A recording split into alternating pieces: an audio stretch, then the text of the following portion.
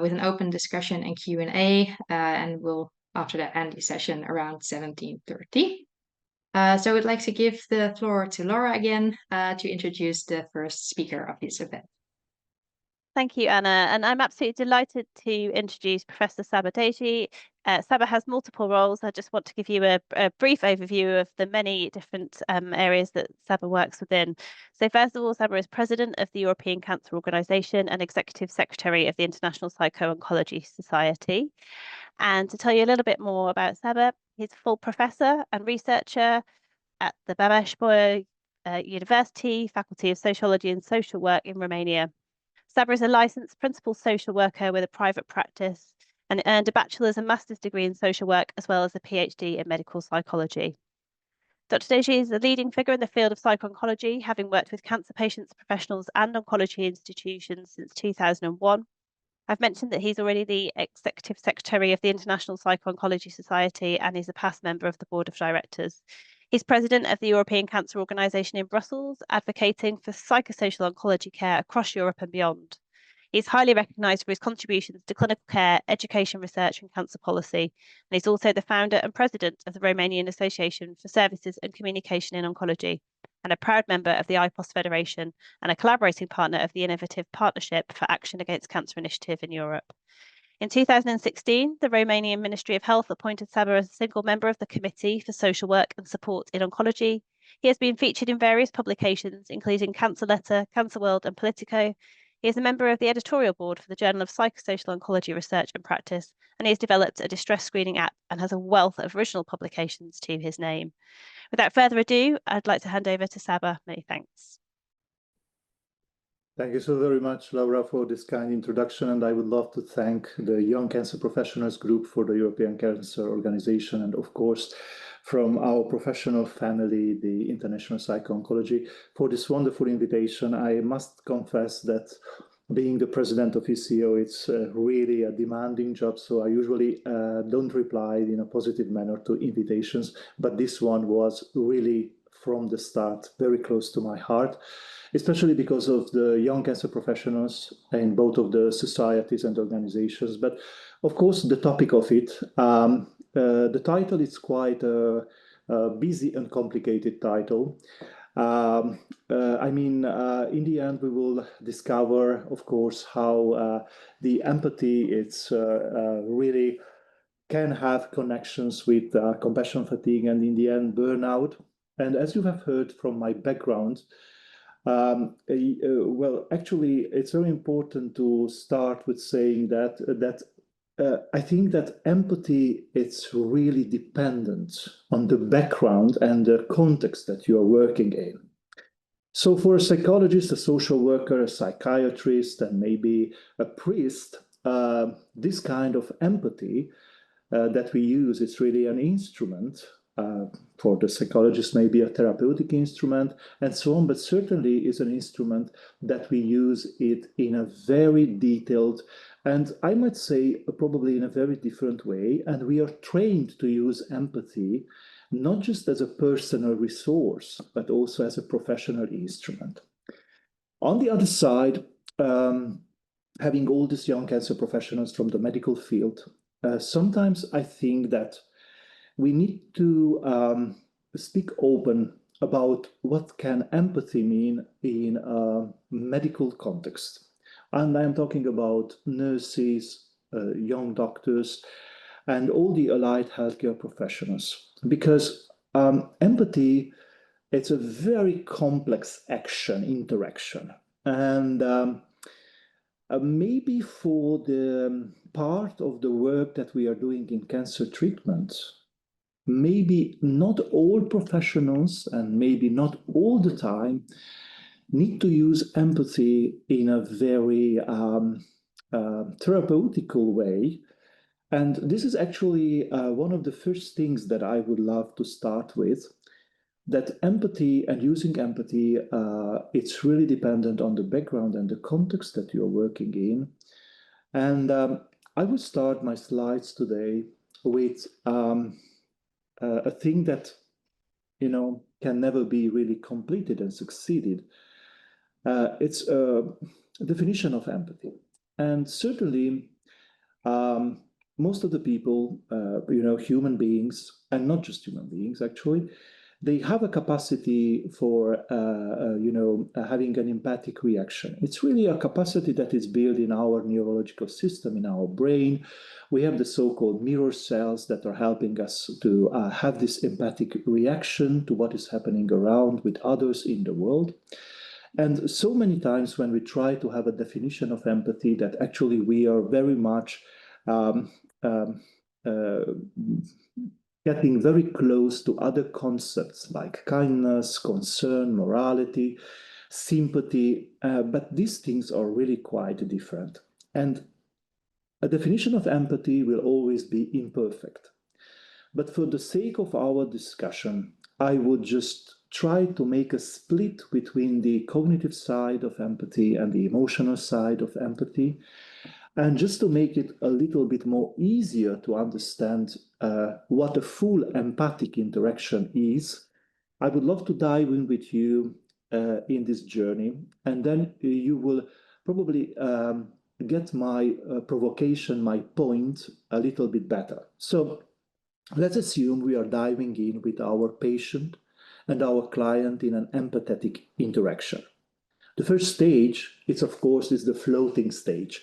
We can call it the psychosocial homeostasis, but I will not go into this kind of words. It's just really the floating state that we see here as an ocean. And this is how we start. And then the first stage of the empathy action interaction is the cognitive empathy. So our ability to regard, in a cognitive frame perspective, what is happening, to think about what is happening to the other person. And of course, as we dive in together with our patient and our client, there are many times obstacles and risks, and empathy as an interaction can only be full if we go through this dive in, dive out part as well. So after the cognitive empathy, we have the emotional part of the empathy, when really we can mobilize the feelings that, can have the effect of feeling that we are in the same shoes, right? And then we can go even deeper than that, and we can mobilize in ourselves as professionals the so-called personal history of empathy. And it's when we get to this stage, we really get a little bit closer to the meaning searching, a part of the empathy as well. But I think it's extremely important to highlight that an empathy reaction or interaction can only be full if we have the fourth part. This is the full cycle, which is the communication of empathy, the way we are communicating empathy with words. And this is the part which is really, I would say, the most important one. And this is the part that can be highly trained, because the idea of going through cognitive empathy, emotional empathy, and mobilizing our personal history of empathy in relation when we dive in with our patient and client is that the empathic communication that we get out should be always more elevated than the level that we started together. So in other words, the empathetic action interaction, especially the communication part, should really bring in not just, thoughts, feelings, connections, but also the wording and what we are saying is extremely special. And it should be above the starting level. It should really elevate the client and the patient. So this is a full empathy in action. But the question is really the full circle of empathy needed for all professions, for all the time in cancer treatment? Because I would just love to highlight some of the limitations of the emotional empathy. It has a kind of spotlight nature. So when we are activating our emotional empathy, it acts like a spotlight, and then it's focusing on certain details and certain individuals and certain traits, and then leave everything else in the darkness. Also, there is documented in the literature that there is a kind of empathic stress, especially for those who don't have also a kind of professional resilience built inside. So they are diving deep waters without having a safeguard, a personal safeguard. And that's important, very important. So empathic distress, it's a thing that was many times documented, especially in emergency situations like the World Trade Center and after that. So absorbing the suffering of patients can really lead to empathic distress and much more than that. It can have a personal toll. This is what I want to say. And then the list goes on with the limitations of emotional empathy. It can be very vulnerable to biases. For example, for marginalized groups like drug users, people with HIV, sex workers, and so many other groups, and it's really much dependent on our biases, right?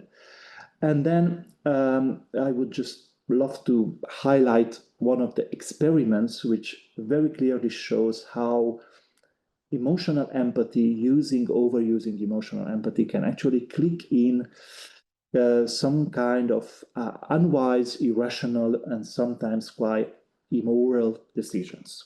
So this is the Summers experiment.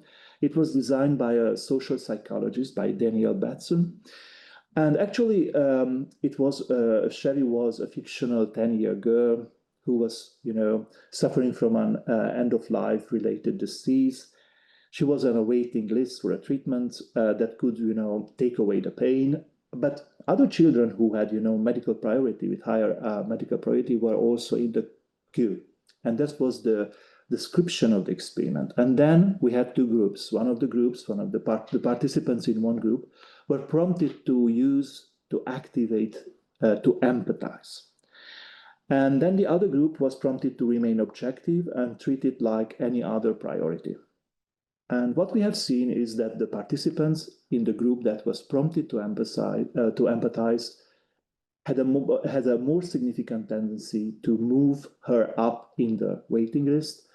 And the other group really had a more significant tendency to stick with the original medical order. So in this experiment, we can clearly see that empathy, especially the emotional side of the empathy, can direct us to values and to weighting of the interest of the patients in a very different way, and in some cases can really have a moral side of this, and of course can be very much unhelpful.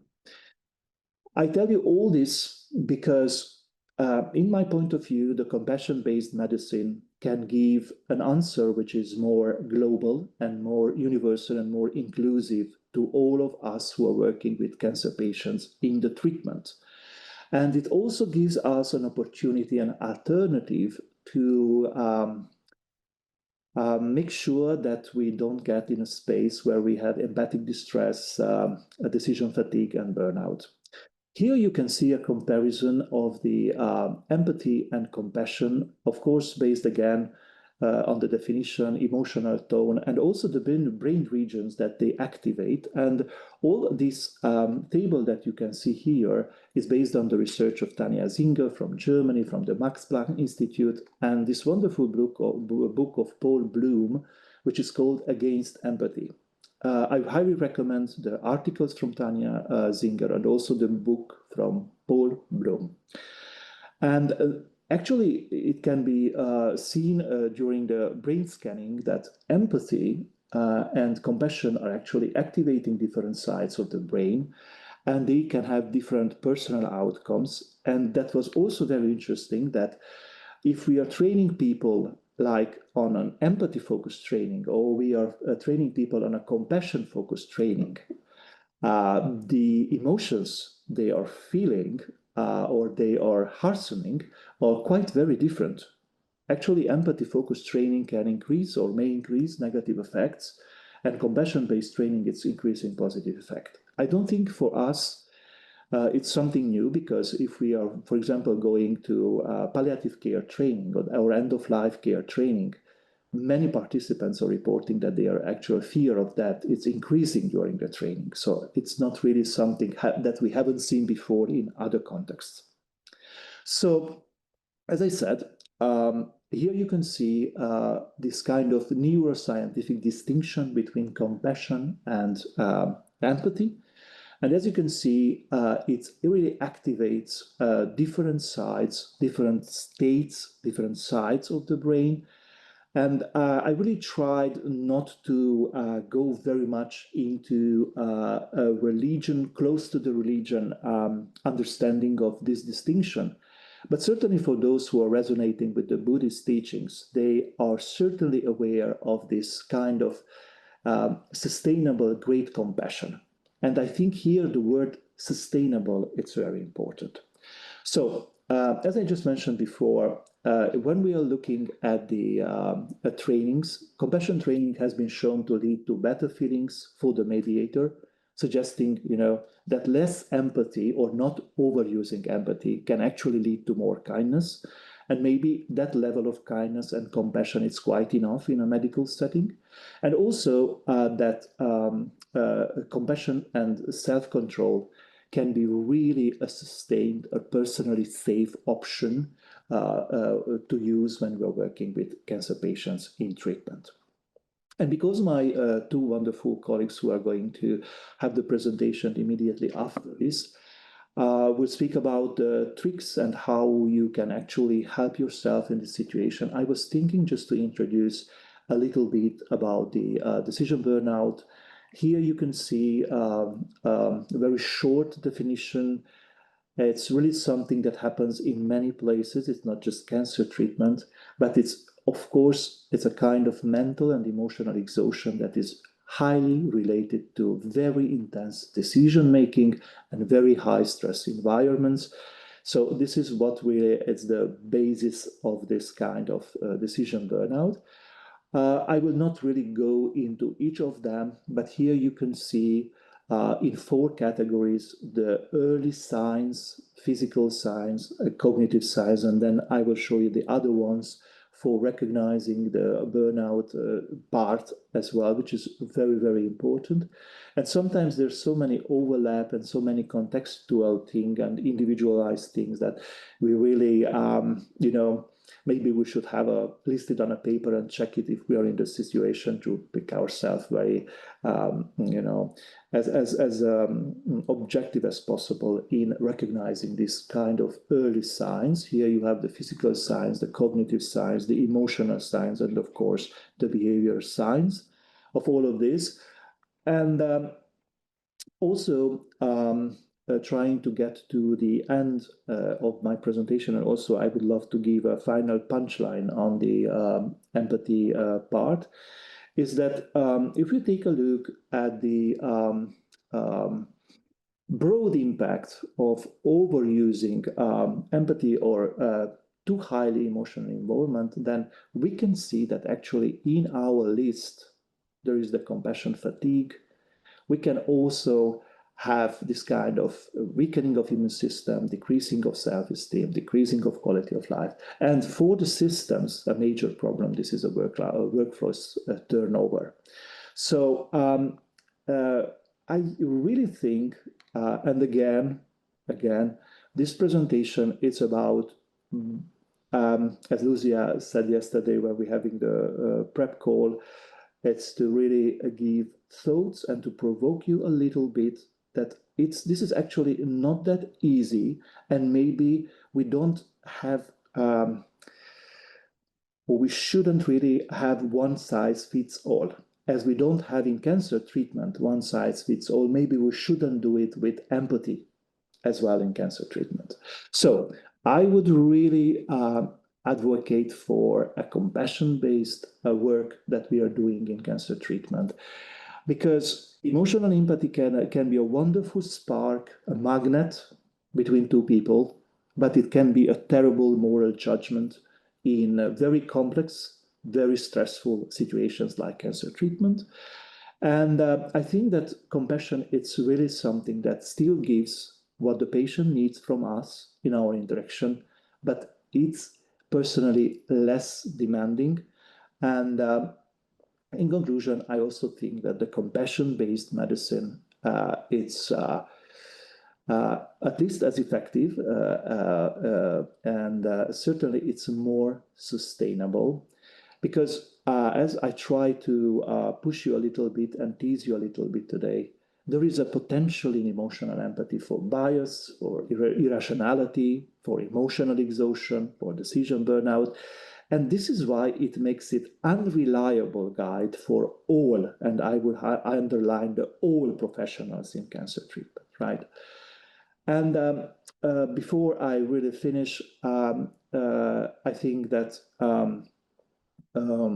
the last sentence on compassion is that it allows us to maintain our well-being much more and to provide the quality of care, still provide the quality of care to our patients, having a little bit more distance, more self-control, and maybe a more sustainable way of interacting in cancer treatment on this level with our patients. And just to tease you with a final piece, and I would kindly ask Miruna to switch the screen a little bit.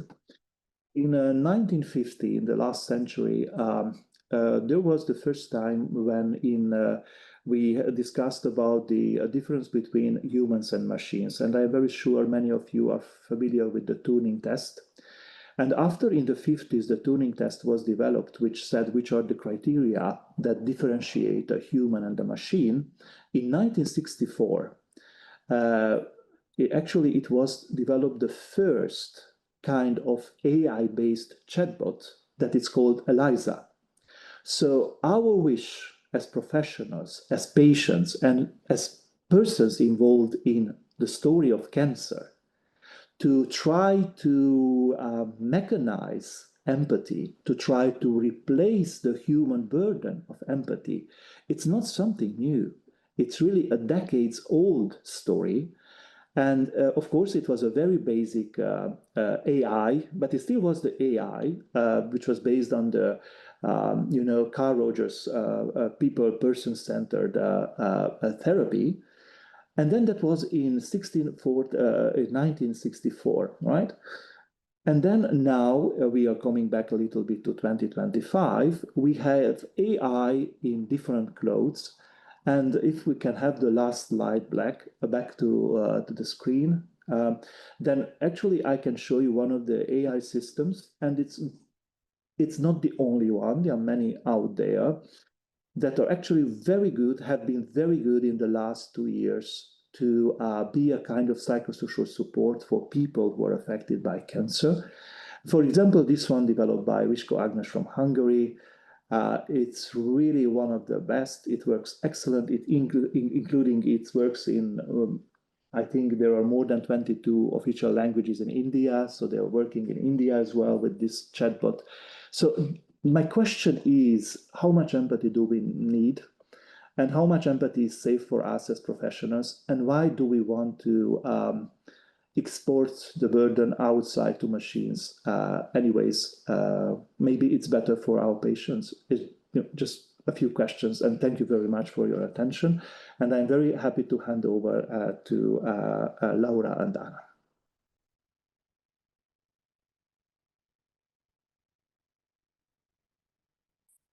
Yes, thank you, Saba, for this very insightful and indeed a bit provocative presentation. I'm sure this will spark a very interesting discussion. I would like to invite everyone that if you have any questions, please do post them in the Q&A and we will